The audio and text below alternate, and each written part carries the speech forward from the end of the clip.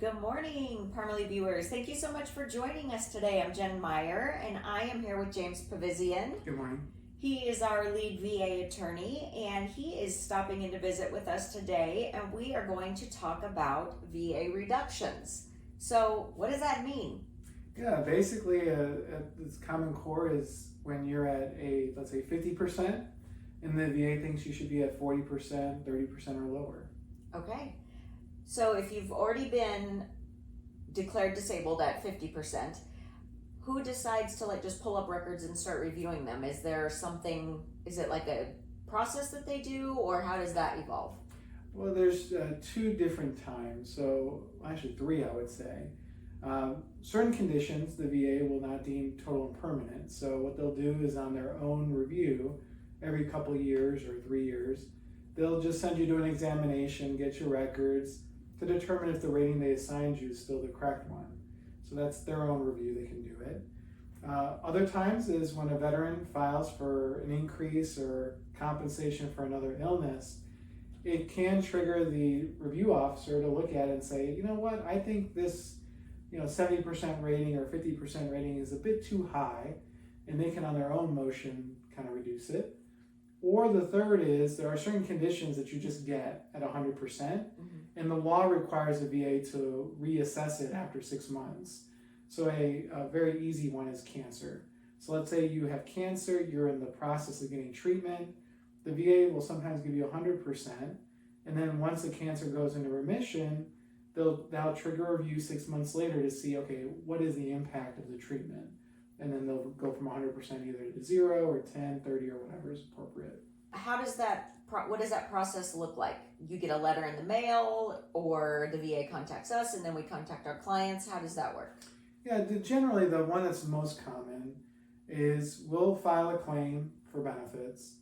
Let's say a veteran's at 70% for their PTSD and they want sleep apnea service connected as a secondary. So we'll file the sleep apnea claim. They'll assess the sleep apnea claim, but at the same time, they might say, hey, we just sent you to a psychological examination, and the psychologist gave us a report that's more consistent with the 50%. So what will happen is the VA will send you a decision saying we're proposing to reduce your rating from 70% to 50%.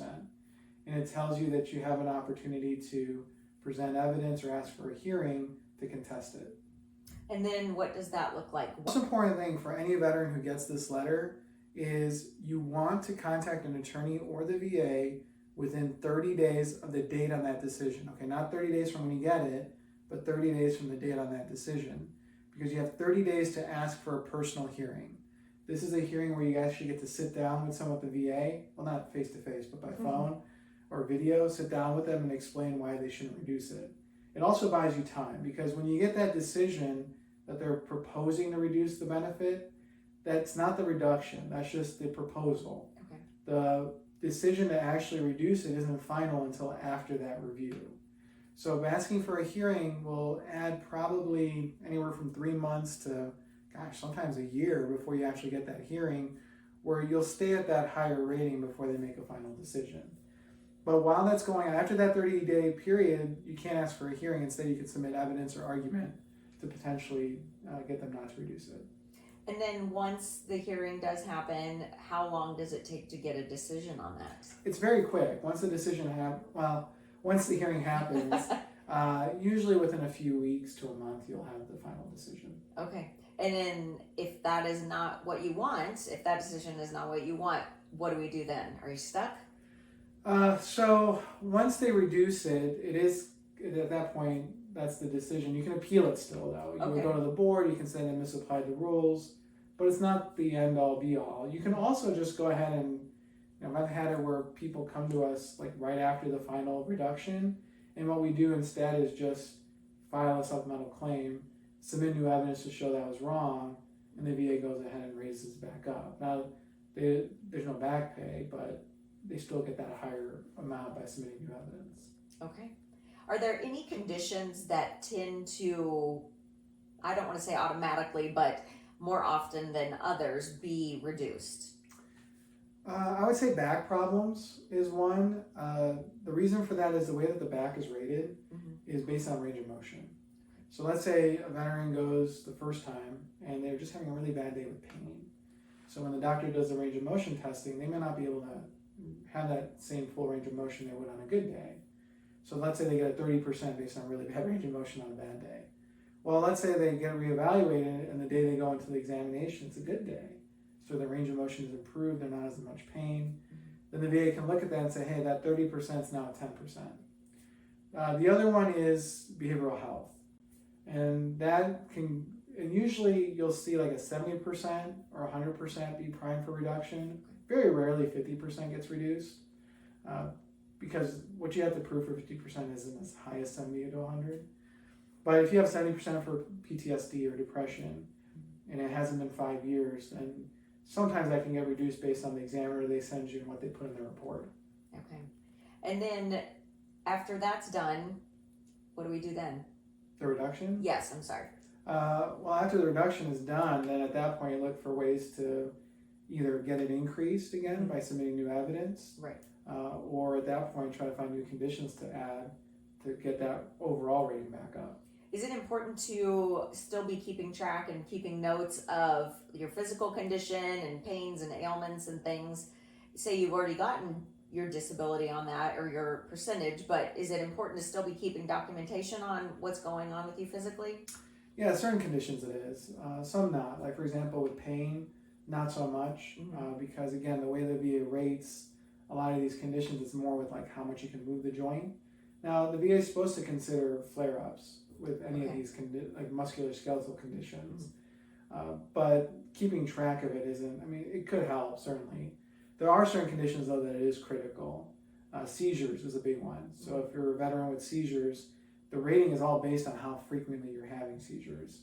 Narcolepsy is another one. Migraines is another one. So any of these conditions that are episodic, like any bowel or incontinence issues, you want to keep track of because a lot of those are rated based on how frequently you're having the symptoms. Now, what else would you like us to be aware of about the reduction process? Yeah, there are certain protections for veterans because the idea is that you as a veteran, if let's say you're at 70%, you and your family are relying on that money. And it's not fair for the government just based on one exam to come in and take you from 70 to 30%. Right. So there are protections built into the law. There's in particular 3 years, okay? So 5 years, 10 years, and 20 years. So once you've been on a particular rating, not have been on a compensation for it, but that rating, so let's say 50% rating for PTSD, once you've been on it for 5 years, it takes a lot more for the government to come back and reduce it. 10 years, it's even a higher burden for the government to reduce it. And at 20, it's almost impossible. So let's say you're a veteran of the Vietnam War and you've been on a PTSD rating at 70% for 20 years now. The only way the VA can reduce that benefit is by showing that you obtained it by fraud the first time you received it.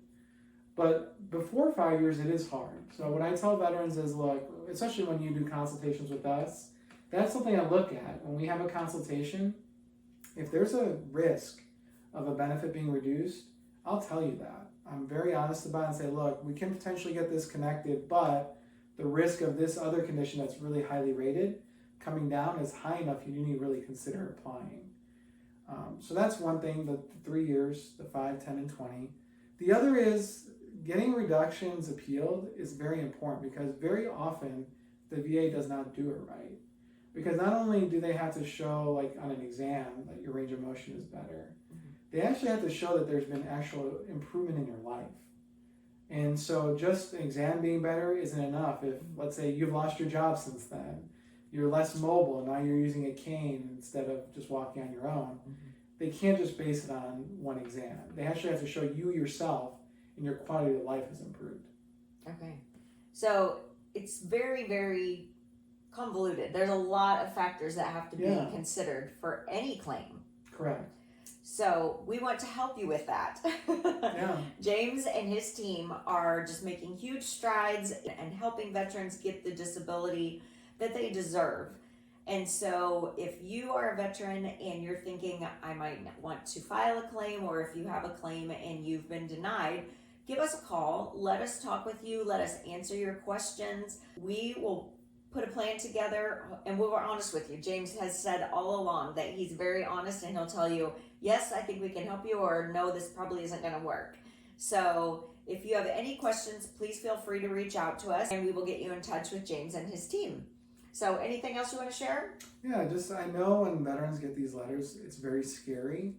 The one thing you need to know is that when you get the proposal, it is not the reduction. You have due process rights. Contact the veteran service officer, an attorney like us, to appeal it, because as long as you're appealing it, you're not going to see that reduction until the final decision.